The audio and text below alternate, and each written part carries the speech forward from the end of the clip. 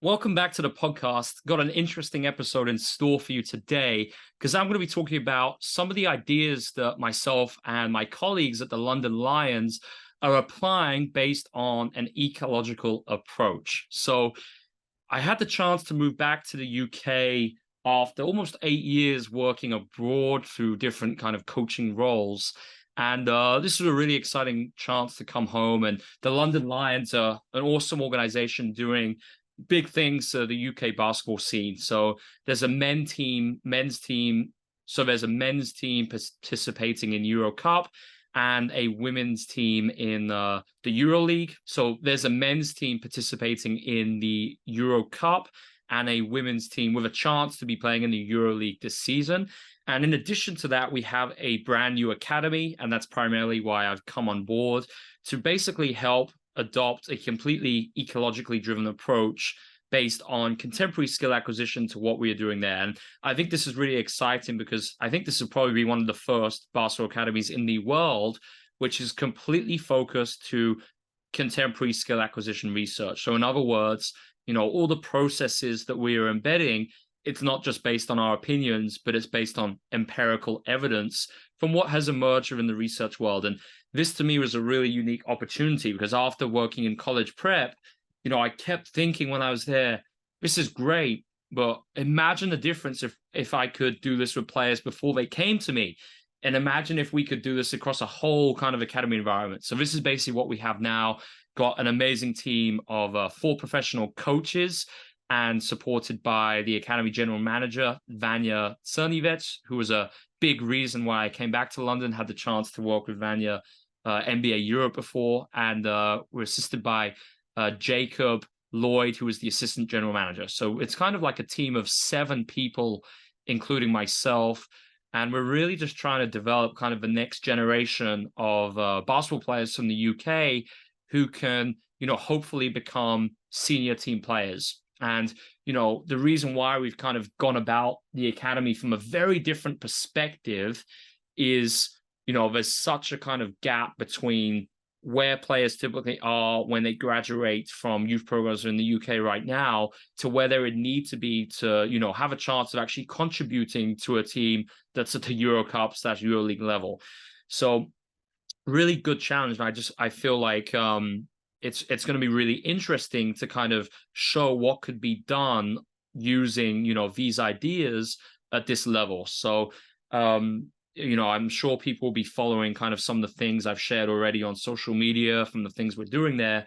But in this episode, I'm kind of going to take you into a very kind of detailed perspective. So firstly, within the academy, what teams do we have? So in the first year, we have under 12s, under 14s, under 16s, boys and girls. So 6 teams. And we're not competing in the English youth leagues. So, we really wanted to do something unique and try and create opportunities with very meaningful competition outlets. So we're basically playing entirely in Europe with competitions there, as well as playing exhibition games against good UK teams and even older teams, the teams who are a few years older than some of our age group teams. And, I think one of the biggest differences traditionally in the UK, a lot of constraints. So things such as costs of hiring facilities, equipment time. So, that naturally leads to a lack of practice time. So despite the UK having so many players with enormous potential, until they kind of get to the age of 16 when they're in their clubs, they maybe practice twice a week. So, our teams will have 4 or 5 practices a week, which is obviously a big change. And it provides us with a great opportunity to embed a CLA into, every single team, every age group.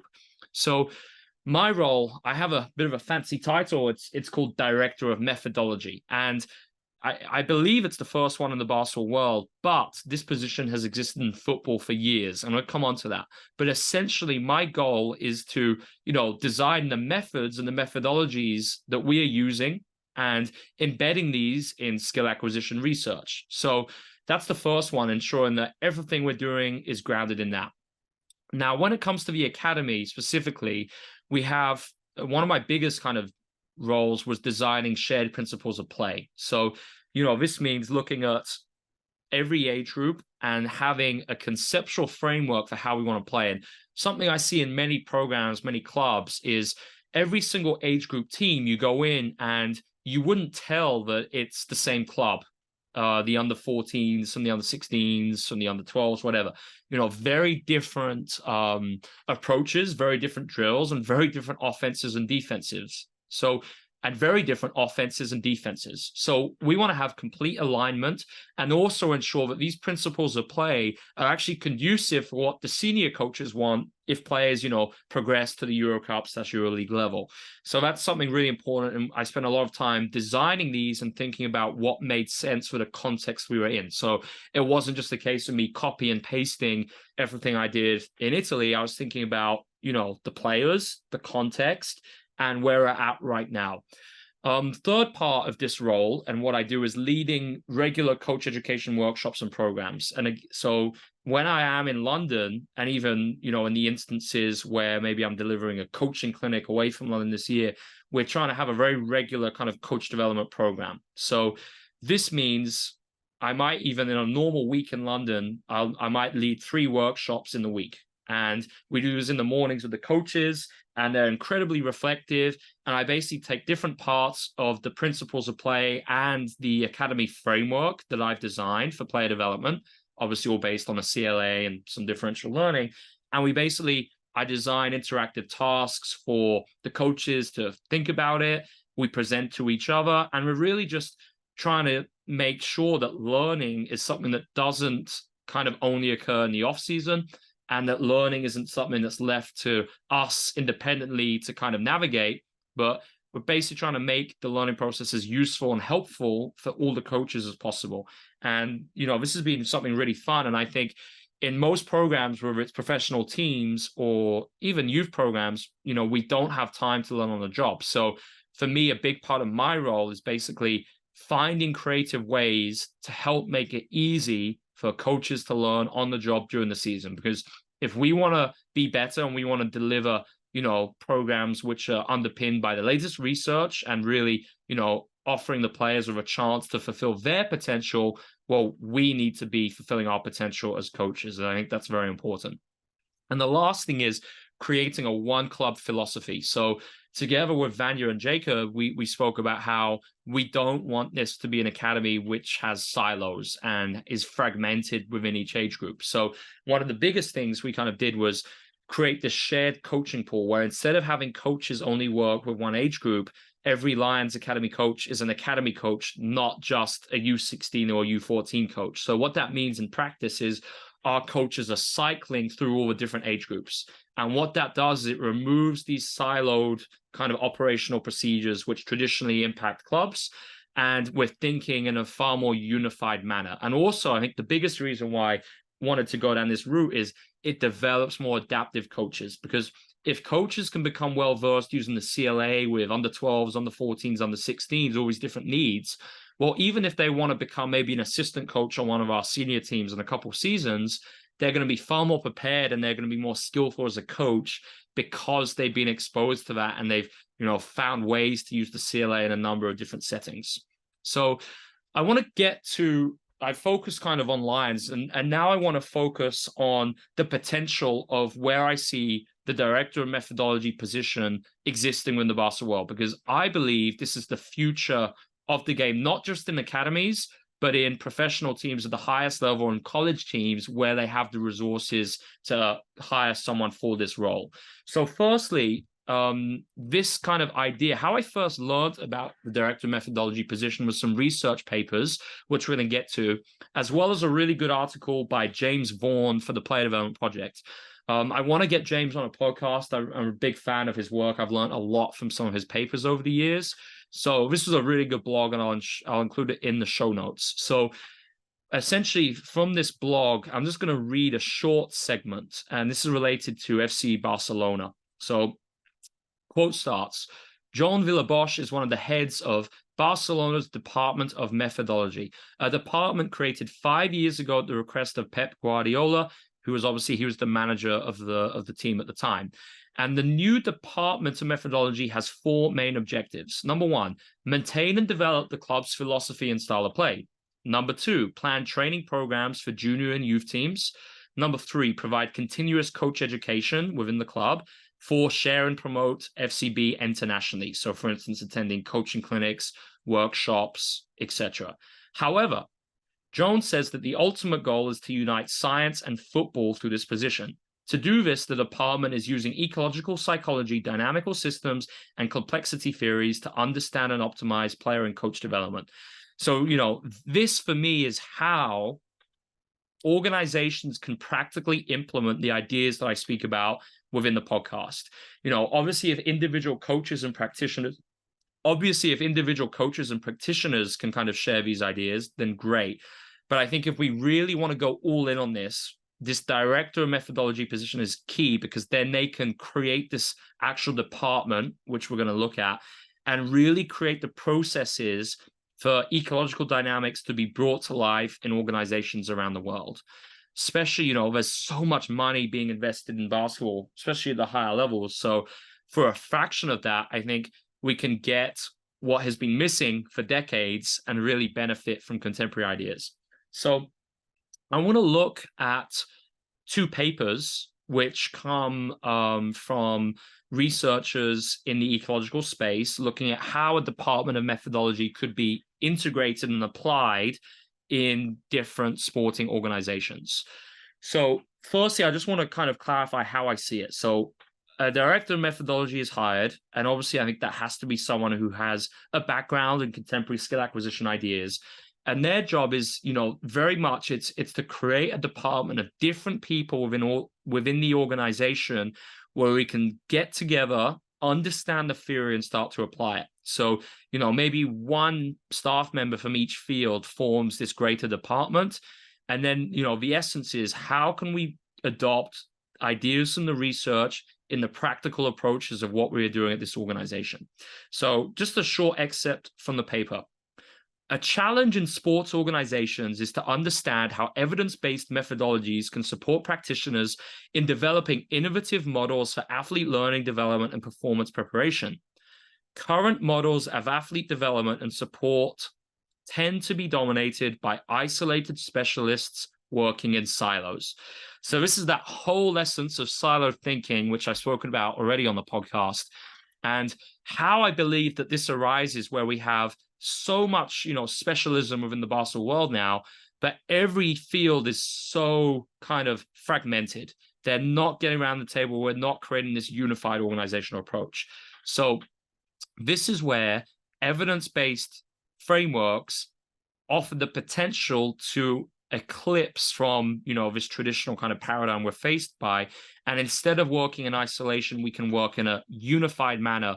Because when we view basketball through an ecological lens, and maybe every practitioner understands the CLA and is using the CLA, naturally that is going to lead to these silos being broken down. And people are going to start having conversations within the organization about how to work together and how to link their approach with other kind of organizational approaches versus just kind of working in a very independent manner.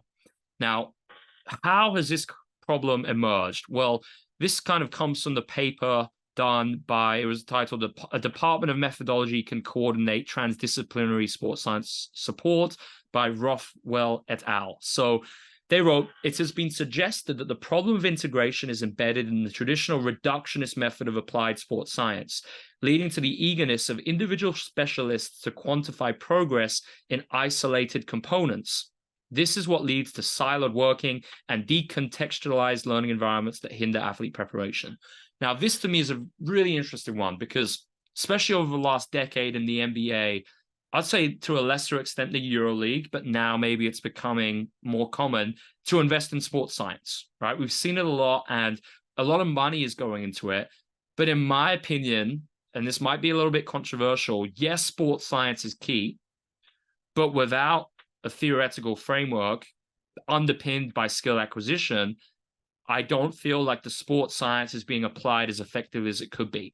So what this leads to is hundreds of millions, maybe even billions of dollars being spent at all levels of basketball every year on approaches that kind of are not optimal with what they could be if they're aligned to a shared framework. So, the more that sports science has become popular, especially in the NBA, I think the more isolated things have become. And ideas such as reductionism have become more widespread, where, scientists really kind of work in isolation. So instead, this is one way we can get past that and understand how, I think the basketball is the area which should influence every other field. So for me, that means it starts with the head coach and the principles of play, and then every other department should work around that in a kind of satellite orbiting manner.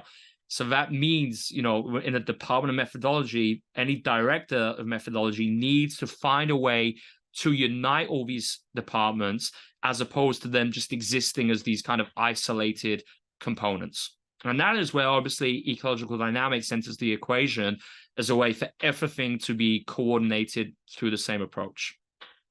So another paper, which I'll include in the notes, it's titled "Specialist Coaching Integrated into a Department of Methodology in Team Sports Organizations." This is done by Otter et al. So they wrote that a key kind of role of director of methodology, department of methodology, is to improve practice design. So, this is what the coaches are doing on the court. Now, I am not suggesting for one moment that the role of the coach is devalued or that coaches don't know what they're talking about. Quite the contrary. Instead, a director of methodology supports the coaches to become more effective by empowering them, and how that's done is maybe coaches have their vision for how the team wants to play, which every head coach will have. It's not a case of conflicting with these. It's a case of how the coach's knowledge can be better applied. So, how I would frame this is the coach has the knowledge for what they want their team to play like. In other words, the principles of play. A director of methodology, their job is to help the coaches bring their ideas to life through effective practice design. So we're not working in a conflicting manner. It's in a supporting manner to ensure that whatever the head coach's vision for the team is, well, the team can actually transfer that to the game environment. That's why I think this approach is so important. So that is where director of methodology can have an impact on practice design. They could provide ideas for small-sided games to bring the activities to life, for constraint manipulations, for player development in order for, players to be used maybe in different ways within principles of play. So this is where kind of the director of methodology sits in between every different kind of organizational department. So there's a great diagram in this paper where they had the researchers kind of listed, the three kind of categories of staff we typically see, where we have the coaching staff, for instance, head coaches, assistants, performance analysts. We have the support staff, sports scientists, athletic trainers, psychologists, physios, nutritionists, etc. And then we have specialist coaches. So these could be things like maybe there's a skill acquisition specialist who would obviously work very closely with a director of methodology. You could have a shooting coach. You could have some organizations have coaches just for developing big men, whatever it is. So the whole essence behind this is that we are integrating all three departments through the same shared theoretical lens. And one staff member from each department will kind of meet regularly through this department of methodology and discuss best practice ideas throughout the entire organization. And these should be informed by, many of the skill acquisition ideas I have shared already through Transforming Basketball. So this is a great diagram. Obviously, you can find this diagram within the paper that will be referenced. So practically, how do we go about doing this? Well, number one, form a department of methodology. Even if you're a high school team, just regularly sit down with your strength coach, your physio, and talk about an ecological approach and what these ideas are. Now, if you're a collegiate or professional team, obviously, I think the biggest takeaway is trying to hire a skill acquisition specialist and actually someone who can act as a director of methodology. I actually believe that it's better to have a director of methodology in the first instance that maybe does another role. For instance, maybe they're the assistant GM, the assistant coach, maybe they're the athletic performance director, but it's got to be someone who has some influence within the organization. And then, they will obviously work with a skill acquisition specialist to embed these ideas across the whole program. So the first kind of step is obviously educating and kind of sharing these ideas with the staff and doing that in a way that resonates. So this can't be in a top-down approach. This has to be very much meeting people where they're at, having conversations on the ground, and really trying to make headway through this way. And critically, it can't just be giving research papers. It's got to be practical, looking at videos and actually looking at how this manifests in a practical setting. So we have to have a shared theory. So the key goal is to try and unite everyone within an organization by getting them understanding what the CLA is and how it can be applied. The third thing is regular discussion. Now, obviously, time is a huge constraint. But even if it's 15 minutes a week where this department can meet, this is going to be better than nothing. It could be something like having a Slack channel or a group messaging thread where best practice ideas can be shared. So we got to find a way to promote discussion where all these different specialists and experts are frequently sharing ideas, getting around the table, and understanding this versus kind of working in a very individualized manner. Number 4, having generalists and promoting generalists versus solely relying on specialists. So what I mean by that is something I've done a lot over the last 2 years is I've been learning about athletic performance. I've been learning about performance analysis through an ecological lens. I've even been trying to learn through some of my friends in this field a little bit about physio and rehab. So the idea is, we want to kind of blur the lines. So that means, say I'm working in a player development setting, and maybe I'm a coach on the team, and I'm working with a player. Instead of me just solely being on the court, I might involve the athletic performance coach. So we might do different segments on court together and work together in unison, as opposed to him or her just working in the weight room and then me solely working on court. Then we might involve an analytics person to actually look at, can we actually track things through the representative activities we're doing in this player development setting, for instance, a small group workout, and then maybe find a way we can look for these things in games. So we want to bring everyone around the same table so that we have this unified approach versus solely working on our job and just focusing on that. So in going back to the first paper, a department of methodology can coordinate transdisciplinary sports science, they actually shared how this has been successful in a rugby team in Australia. So the authors wrote, this type of collaborative working was demonstrated by McKay and O'Connor in 2018 to illustrate how a team of coaches and sports scientists integrated knowledge, experience, and ideas to identify possession sources for the Queensland Reds rugby union team. This collaborative effort revealed that traditional practice designs did not account for the most common sources of turnover possession, where unstructured possessions, i.e. transitions from kick receipt, unexpected turnovers, some errors, and quickly taken tap penalties, were the most common form of possession sources. Informed by dynamical system theory and constraints-led pedagogy, the team of defense and attack coaches, physical performance staff, and performance analysts collaborated to identify principles of unstructured practice to support the redesign of practice tasks that better stimulated rugby union match play conditions. So, obviously that example is in rugby, but you can easily apply that to basketball, even in the same context of turnovers. And this is where the department of methodology could help. So the head coach, the assistant coaches, they might identify a problem, something within the principles of play that the team needs to develop. They might pose this problem to the department of methodology. This is the problem. We've identified it. Can you give us some ideas as to how we could work on this? And obviously, this requires a very open-minded staff. And we've got to be vulnerable and open to the fact that it's not the coaching staff's job to know everything. Okay, it's those days we've surpassed those days. If we can involve everyone and get more people involved in the thought-making process, and then just involve different perspectives, we're probably going to reach a better solution. So, the department of methodology may then come up with an approach that could target this. And now we start creating processes to implement this. So it's a highly systematic approach as opposed to, the general kind of reductionist approaches, which we see at every level of basketball right now. So conclusions. I started kind of introducing the director methodology position within the youth space with what I'm currently doing with the London Lions. And, obviously keep following the work we're doing there. I'm really excited to be pioneering, all these ideas in that space. Where I see this role being of most value is obviously for professional and college teams who have the resources to hire someone like this. But even if you don't have the resources, start doing it straight away. Just think about what you can do at your level with the resources you have. And I think ultimately, this is the way we can benefit from evidence-based ideas within the basketball world. And it's that bridge between science and experiential knowledge, which is, the main kind of factor which influences current procedures. And we want to bridge that knowledge with the science. So if you have any takeaways from today's episode, I'd love to hear them.